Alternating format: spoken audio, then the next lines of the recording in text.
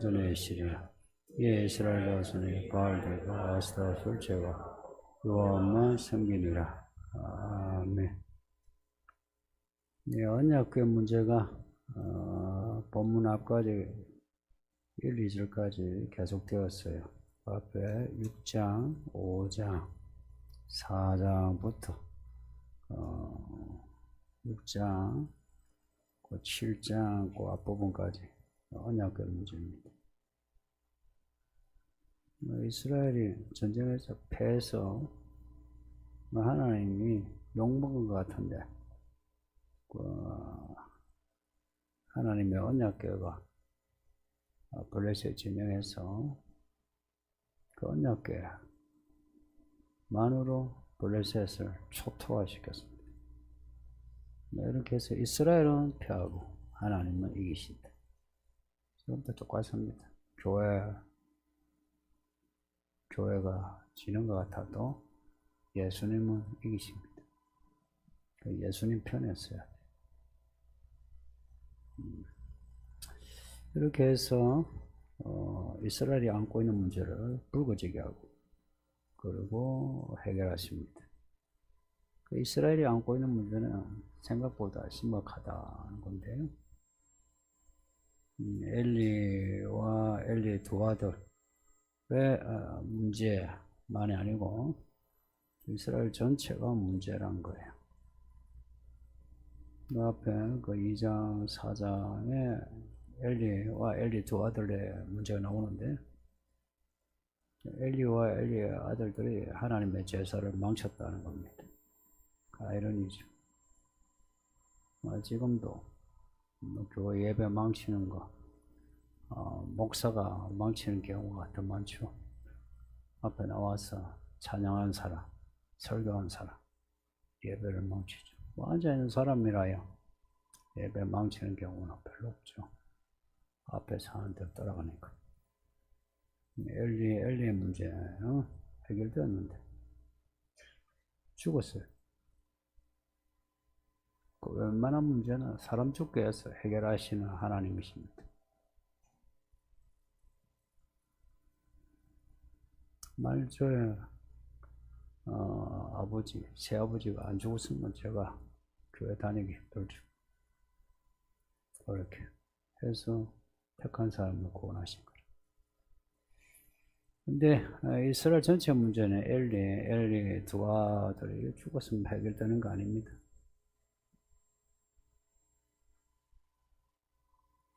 살았을 때 조심해서 살아야 합니다. 잘못하면 하나님 칩니다. 이런 말 하면 남의 이야기로 들릴 때 있죠.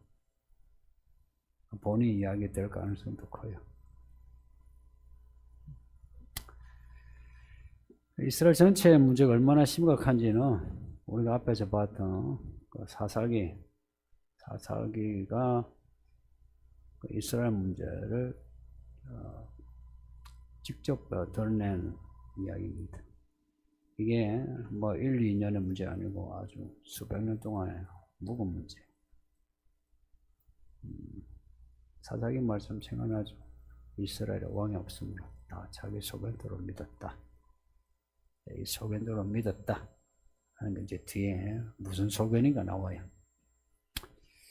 또 4장에서 블레셋에게 이제 패배하자 이스라엘 장로들이 교회 장로들이라 보시면 돼요. 장로들이 언약궤를 앞세워요. 하는 말이 여호와께서 어찌하여 우리가 블레셋에게 이렇게 패하게 되었는가 라고 물음표를 던져요. 그리고는 답을 아주 쉽게 내요. 하나님의 언약궤를 실로에서 우리에게 가져와서 언약궤를 앞세워 전쟁을 하면 우리가 구원받겠다 하는 아주 쉬운, 얼핏 들으면 참 믿음이 있어 보이는 결론을 내려요. 근데 왜 우리가 패배했을까 질문을 했으면 질문에 대해 답을 찾아야 되는 거 아니에요. 근데 답을 찾기보다는 언약궤를 앞에다 두면 이기지. 이런 신앙을 무슨 신앙이라 할 수 있어요. 하나님이 우리가 어떤 특정 상황을 이렇게 만드실 때 내가 왜 이런 일이 일어나지? 라고 이제 물음표를 던지죠. 거기에 대한 답은 안 찾고 헌금을 좀 하면 새벽 예배 하면 뭐 좀 하면 하나님 해주시지 하는 거죠. 옛날에는 제 머리가 복잡해서 잠이 안 오면 성경책을 베고 잔다든지 아니면 말씀을 먹는 데서 성경책 한 장 읽으면 한 장 찢어가지고 씹어 먹는다든지 유사한 예가 많습니다. 요즘은 이제 그런 예는 없지만 그러나 좀 더 이렇게 다른 방식으로 비슷한 예가 있습니다. 그렇게 해서 이제 이스라엘이 언약궤를 앞세우고 전쟁을 했는데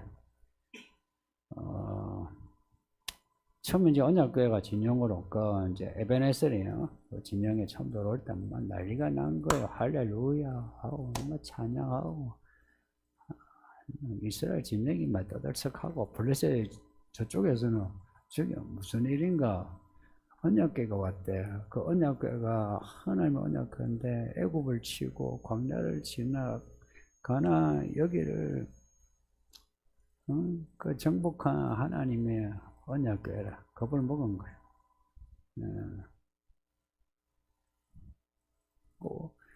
근데 전쟁을 뭐 하고 보니까 블레셋이 또 이겼어요. 뿐만 아니고 언약궤도 빼앗겨버리고. 이제 이게 문제가 지금 봉합된 거예요. 이스라엘 문제 해결 안 된 채 언약궤를 앞세워가지고 이 문제가 블레셋에 있는 게 아니고 이스라엘에게 문제가 있다 하는 게 나타난 거죠, 그죠? 오히려 블레셋에서는 언약궤 들어와가지고 정신 차린 거예요. 와, 언약궤를 괜히 가져왔다. 이스라엘의 여호와 하나님을 괜히 건드렸다 해서 언약궤를 보낼 때 검, 독지, 독종 만들어가지고 얼른 가소서 하고 속건 제물로 그걸 바친 거예요.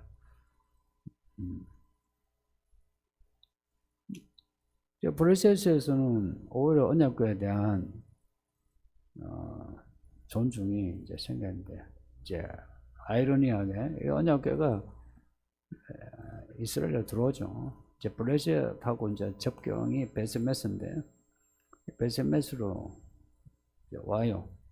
베스메스 사람들이 와 언약궤가 왔다 하고 좋아하고 또 제사를 해요. 근데 이제 좀 시간이 좀 지났겠죠. 언약궤가 궁금해. 그래서 언약궤 안을 들여다본 거예요.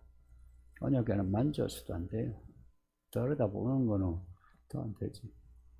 들여다보고서 5만 70명이 죽었어요. 뭐 70명이다, 5만 70명이다 엄청나죠. 그죠? 그 충격이 엄청나죠. 결국 이스라엘이 언약궤를 가벼이 보고 있다. 언약궤를 가벼이 보고 있다는 게 뭐 하나님을 가벼이 보는 거래. 그러니 우리가 왜 블레셋에게 졌나라고 물었으면 이제 문제를 자기들로 돌려 문제를 지금 해결해야 되는데 덮어두고는 언약궤를 앞세운 거나 베세메스 사람들 언약궤를 들여다본 거나 똑같은 짓입니다. 앞에 언약궤를 앞세운 거 믿음이 있어 보이죠?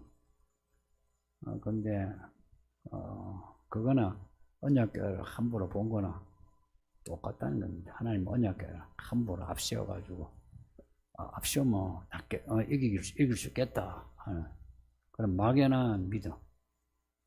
그건 믿음이 아닌 거죠. 이때 이제 사무엘이 이제 등장합니다. 그 언약궤가 이제 베스메스에서 기란 여아림으로 옮겨놓고 사무엘이 등장하는 내용입니다. 오늘 내용이 그래요. 그러니까 앞에 3장에 보면 사무엘이 자라는데 하나님 앞에서 자라요. 그리고 자라는데 사무엘이 하는 말이 땅에 안 떨어지고 이루어지더라. 근데 구체적인 내용은 없어요. 근데 사무엘이 하는 말이 땅에 떨어지지 않더라 라고 나와요.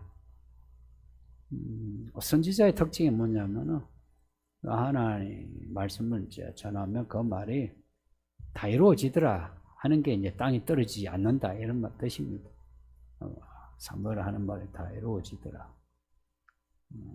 해서 이제 사무엘이 자라면서 이스라엘의 전면에 이제 나타나는 엘리가 이제 엘리 두 아들이 함께 이제 사라지면서 사무엘이 선지자로 인정을 받는 거예요. 오늘 이 본문 3절은 그 앞에 3장에 사무엘이 자라며 이스라엘의 전면에 나타나더라는 그 내용과 연결돼요. 그 사이에 이제 4장, 5장, 6장에 언약의 이야기가 있는 거예요. 거기에 엘리와 엘리 제사, 엘리 두 아들도 죽고 이런 스토리가 있는 겁니다. 엘리가 이제 죽어야 하는 거예요. 스스로 죽음을 자충. 제가 살다 보니까 많은 죽음을 보게 되는데, 뭐 그냥 뭐 연수가 다 돼서 뭐 죽는다 보면 그래 볼 수는 있는데, 스스로 자기 죽음을 자초하는 경우가 많습니다. 노인이고 젊은이고. 엘리와 엘리 두 아들을 하나님이 처리하시듯이 그런 식으로 하나님이 처리하시는 경우가 많습니다. 아까 말씀드린 저희 두 아버지도 그렇고 여러분 집안도 그런 부분이 있고요. 그렇게 처리하시는 거예요. 이런 패턴은 성경에 고정적으로 계속 나와요. 이 뒤에 나오는 사울이 먼저 왕으로 등장하죠. 뒤에 이제 다윗이 나와요. 사울이 엘리 역할이고 사무엘이 다윗 역할처럼 안 보여요? 사울이 죽어요. 죽고 난 뒤에 이제 다윗이 이스라엘 왕으로서 이스라엘 가장 위대한 왕으로 이제 등장하는 겁니다. 성도님도 이런 이야기를 이제 읽고 들으면 우리가 사울이 되어야 되겠습니까? 다윗이 되어야 되겠습니까? 혹은 엘리가 되어야 되겠습니까? 사무엘이 되어야 되겠습니까? 이런 질문을 던지는 게 정상이에요. 왜냐? 스토리가 주는 교훈이 그래.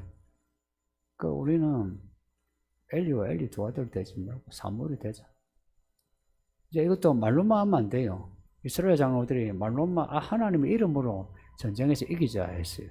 결국 알고 보니까 하나님을 우습게 여긴 거야. 그러니까 하나님을 무겁게 정말 하나님 가장 높이 이렇게 여기는 게 아니면서 뭐 교회 다니면 뭐 헌금 좀 하면 뭐 된다 하고는 이제 자랑질하고 다니죠. 그래 안 되더라 이야기입니다. 하나님이 엘리를 처리하시고 사무엘을 등장시키는 이제 이런 이야기를 제가 한두 번 하는 거 아닌데 그럼에도 딴 교회 아니고 이 교회 성도들이 자꾸 엘리가 되어가고 사울 역할을 하는 거 보면 안타깝습니다. 진심입니다. 안타까워요. 정말 귀가 막혔어요. 귀가 막힌 이유는 뒤에 이제 마음 이야기 나오는데 마음이 못 돼서 그래. 이 본문은 사무엘이 이스라엘 선지자로 처음으로 한 일인데요. 이제 이스라엘 선지자로 처음 이제 공사역을 이제 하는 겁니다. 한 일이 이스라엘에게 이런 말을 해요. 이제 일을 하기 전에 메시지를 던지는 거죠. 만일 너희가 전심으로 여호와께 돌아오려거든 이방 신들과 아스타롯을 너희 중에서 제거하라. 그리고 너희 마음을 여호와께로 향하여 여호와만 섬겨라. 그래야만 너희를 블레셋 사람의 손에서 건져내시리라. 메시지가 분명하죠. 하나님께로 돌아오라. 하나님께 돌아오려면 이방 신들을 제거해야 한다. 왜냐? 하나님 마음을, 하나님 떠난 마음을 돌이키기 위해서, 혹은 하나님 마음을 우리에게 돌이키기 위해서 우리에게 있는 이방신을 제거해야 한다. 앞에 사사기에 혹은 룻기에 뭐 바알신을 섬겼다 아니면 아스타롯을 섬겼다는 말 없거든요. 근데 사무엘 이야기에서 이스라엘의 문제가 뭐냐니까 표면적으로는 여호와를 섬겨요. 하나님을 섬기는데 그 안에 이스라엘 개개인, 개 집안마다 바알들과 아스타롯을 섬기고 있었다 하는 현실을 보게 돼요. 그 교회는 다니는데 뭐 풍수도 보고 날짜도 보고 방향도 보고 이런 사람 있죠. 또 말씀 놔두고 뭐 꿈이나 환상에 붙잡힌 사람이 있죠. 예언 듣는 거 좋아하고. 말은 다 말씀하죠, 그죠? 교회 치고 말씀 뭐 강조 안 하는 교회 본 적 있나요? 없어요. 없는데 들어가 보면은 덮어놓고 이제 해요. 이런 이중성이 있죠. 언약궤를 앞세우자 하면 이길 것 같다는데 언약궤를 우습게 보는. 이런 이중성을 어떻게 생각합니까? 우리의 문제 아니에요? 뭐 교회가 뭐 말씀이 뭐 하면서 하지만 결국은 우습게 보죠.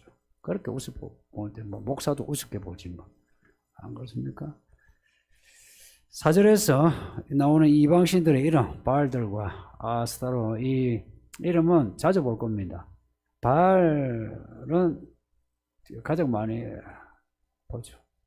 주인이란 혹은 왕입니다. 주여 할 때 그 말입니다. 주여. 그래서 하나님 보고도 바알 이렇게 불렀어요. 그러다가 하나님 기분 나빠가지고 야 그놈하고 나하고 어떻게 이름이 같냐, 바알이라 부르지 말아 했어요. 그러니까 이스라엘 사람들이 말로 그 언어가 주여 하는 게 바알이요, 바알. 그래서 바알님 이랬던 거라. 근데 그 바알이 그 바알이라. 그래서 하나님이 바알이라 부르지 마라 하셨어요. 그리고 바알들 하는데 바알이야 한두 놈이 아닌 거예요. 바알이야 이 주인이 되는 신이 많은 거예요. 그래서 바알들 이렇게 하는 거예요. 각 나라마다 있는 제일 큰 신이 있죠. 그게 바알입니다.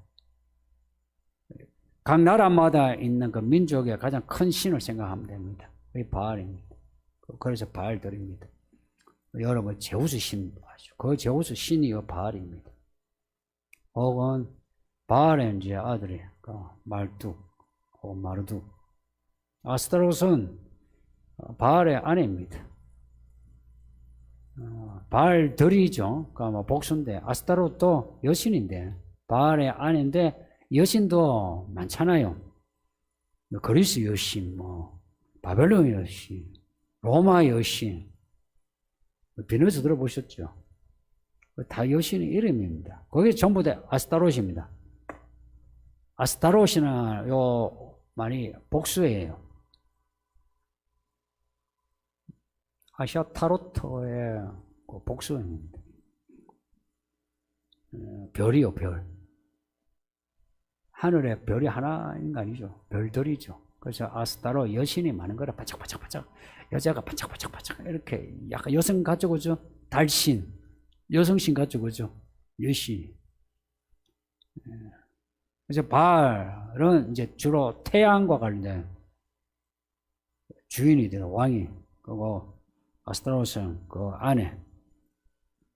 이 바알 이름이 구약에서 끝까지 나옵니다. 스바냐 선지서까지 나오는데 바알을 멸절하면서 바알의 제사장들도 내가 멸절시키겠다 합니다. 그러니까 하나님이 이 바알을 섬기는 이스라엘 때문에 속이 상한 거예요. 그래서 내가 바알 저거 내가 없애버리고 너희 바알을 섬기는 너희도 없애버리겠다 그럽니다. 그리고 이스라엘의 모든 흑역사는 바알과 관계됩니다.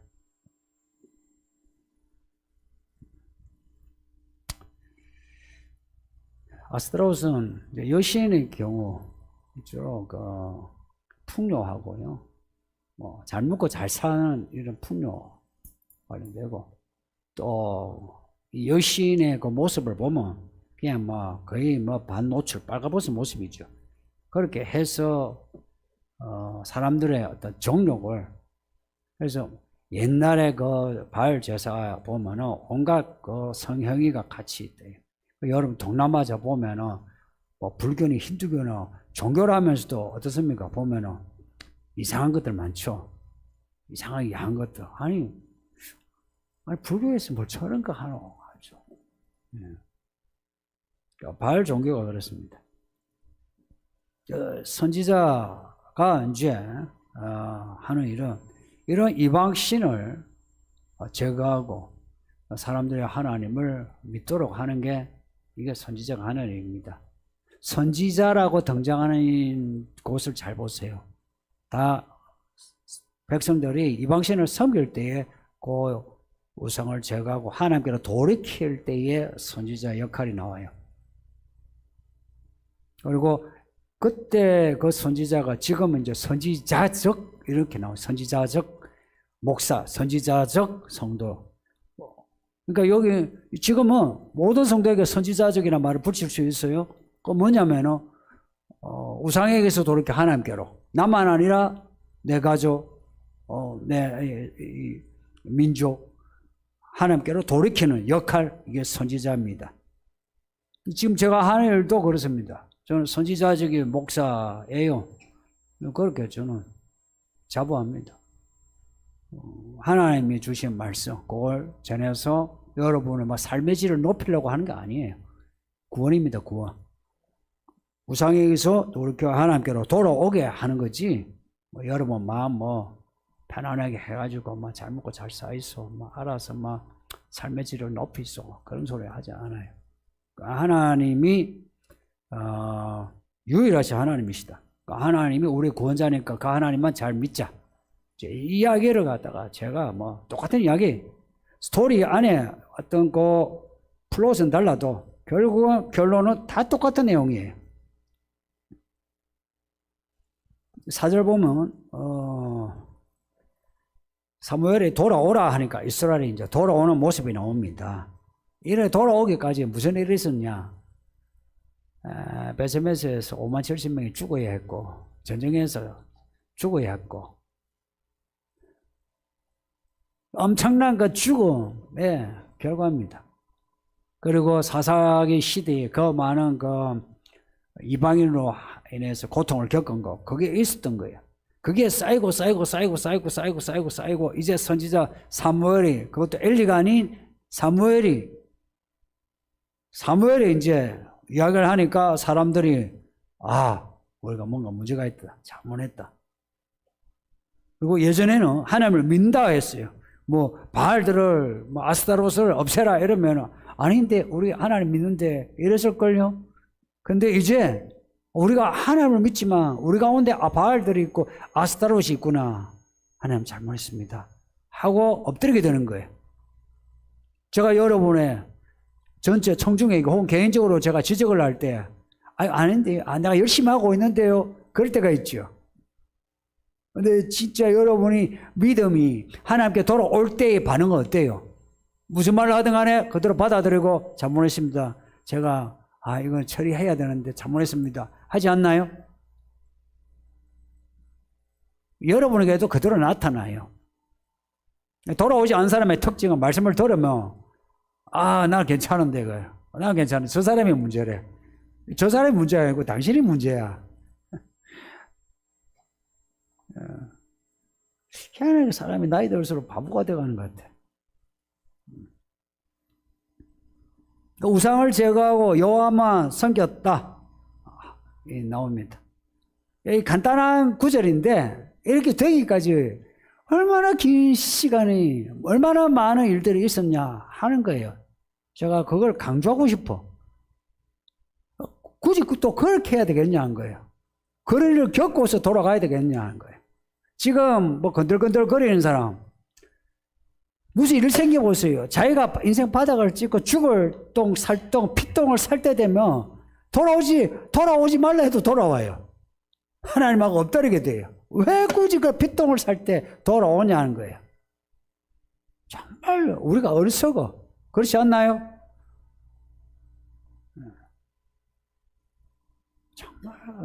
정말 우리가 소가지가 못돼서. 하나님께 돌아가는 거요, 이 부분은 명확하게 해야 돼요. 이거는 예수님이 똑같은 말씀하셨어요. 자기를 부인하고 자기 십자가를 지고 나를 따르라. 야, 너 아버지 죽었냐? 나 아버지 장례는 막 딴 사람 놔두고 니는 나를 따르라. 너 돈 있냐? 너 돈 그거 다 처리하고 말하자면 돈에 대해서 너가 묶이지 말고 그러고 나를 따르라 이러셨어요. 예수님을 따르는 게 그냥 교회 다니는 게 따르는 게 아니고 뭐 집사 장로하고 해서 되는 게 아니고 처리를 해야만 예수를 따르는 거예요. 처리를 하지 않고서 구원이 있느냐라고 한번 질문을 해보세요. 여러분 양심에 그래도 구원이 있을 수 있어요 라고 나올 수 있는가? 구원이 없어요.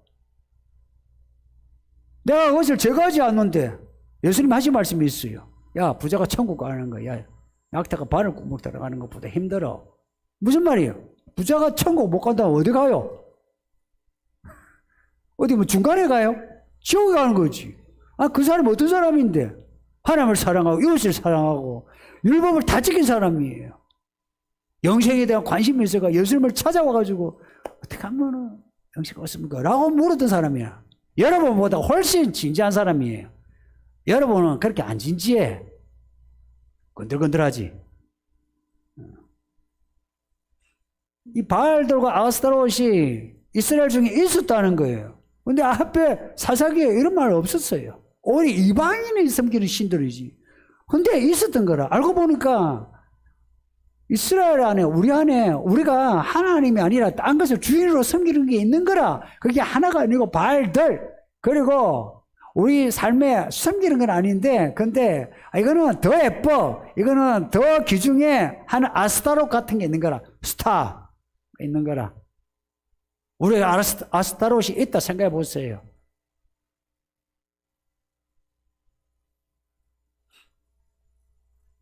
이제 우리 욕망하고 관련되죠. 항상 그 여신은요, 욕구, 욕망하고 관련됩니다. 이걸 처리하지 않는데 어떻게 돌아갈 수 있느냐? 지금 우리가 이런 문제를 진지하게 생각해야 합니다. 진지하게 생각할 수 있는 기회를 주실 때 진지하게 생각해야지. 이 기회 지나면 끝입니다. 뭐 이런 말을 양측이 거짓말로 들어도 뭐 어쩌겠어요. 뭐 지가 그리 듣는데. 근데 이 기회 주실 때가 정말 은혜예요. 예수님이 벌써 오셨다. 우리 다 죽었어요. 죽을 사람 엄청 많아요. 근데 기회를 주셔서 지금도 들어온 사람이 있어요. 이 정말 은혜 아닙니까? 정말 은혜예요.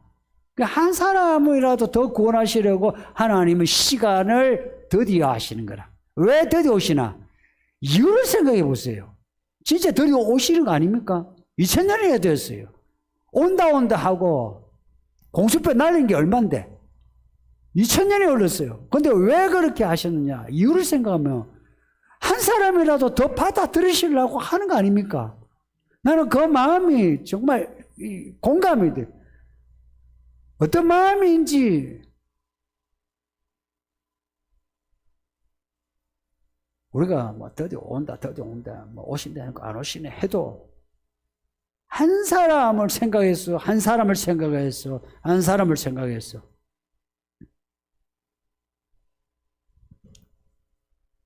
이럴 때 믿음 생활 우리가 딱 새 예루살렘 모습처럼 각진 믿음을 가집시다. 각진 믿음. 언약궤를 앞세우면은 뭐 전쟁에서 이길 것처럼 내가 뭐 좀 하면은 교회 기도 좀 하고 뭐 새벽 예배도 오고 뭐 한 번씩 하면은 뭐 잘 될 걸로 하는데 안 될 수도 있습니다. 그럴 때 한번 생각하세요. 무슨 문제인가 생각하시고 그 문제는 사실 똑같은 문제예요. 바알들과 아스타롯을 제거하라. 똑같은 문제입니다. 이거 성경 시대나 지금이나 똑같아요. 우리에게 있는 우상을 제거하라. 이게 결론입니다. 그리고 하나님을 섬겨라. 이제는 뭐 교회만 다니는 걸로 안 되는 그리스도가 나의 머리로서 그리스도에게 전적으로 순종하지 않으면 안 되는 그래야만 이기는 믿음의 열매가 있다는 겁니다. 그런 확실한 열매가 없으면 좀 생각해야 돼요. 뭐 다니는 둥, 안 다니는 둥, 혹은 변화가 있는 둥, 많은 둥, 뭐 기분 좋으면은 변화가 막 되는 듯 하다가 기분 나쁘면은 뒤에서 수군대고 막 별짓을 다 하고 이러지 마시고 좀 우리가 나이 연말도 되고 나이 한 살 더 먹는데 나이값 합시다. 예? 나이값이 뭐냐 하니까 일관성입니다. 아이들은요 뭐 이랬다 저랬다 하는 아이들 아닙니까? 그러니까 뭐 좋으면 까락 하고 싫으면은 그냥 울어버리고 그렇죠? 그게 아이고 어른은 어떤 상황에서도 일관성을 가집니다. 말의 일관성, 태도의 일관성, 사고의 일관성, 그리고 생활의 일관성을 가져요. 그 패턴을 지키는 게 쉬운 게 아니에요. 그 패턴을 지키는 거. 학생이 공부하는 거 며칠 열심히 할 수 있지. 그 열심히 한 달 하고 3년을 하려고 해봐. 그게 실력이에요. 그게 믿음이지. 그걸 해내야 되는데 그 부분이 약하단 말입니다. 이 교회 성도들이 연말이니까 제가 아쉬움이 있어서 하는 소리예요. 애들처럼 감정에 따라서 뭐 좋으면 안 좋으면 그러지 말고 사무엘 보세요. 자라면서 어른이 되어 있는까지 그 모습이 어떻습니까? 하나님 앞에서 자라더라. 말이 땅에 떨어지지 아니하더라. 그리고 이스라엘이 위기에 딱 처했을 때 메시지를 전해줘요. 여호와께 돌아오라. 저거하고 돌아오라. 얼마나 멋집니까? 우리 자신도 그렇게 멋지게 믿고 성도들에게도 옆에 있는 성도들에게도 그렇게 권면할 수 있는 하나님의 종들이 되기를 예수 이름으로 축복합니다. 말씀 정하면서 기도합시다. 다 같이 기도하겠습니다. 아버지 하나님 감사합니다. 정말 감사합니다. 할렐루야. 우리 하나님이 이렇게 속이 깊고 넓고 높은 분이라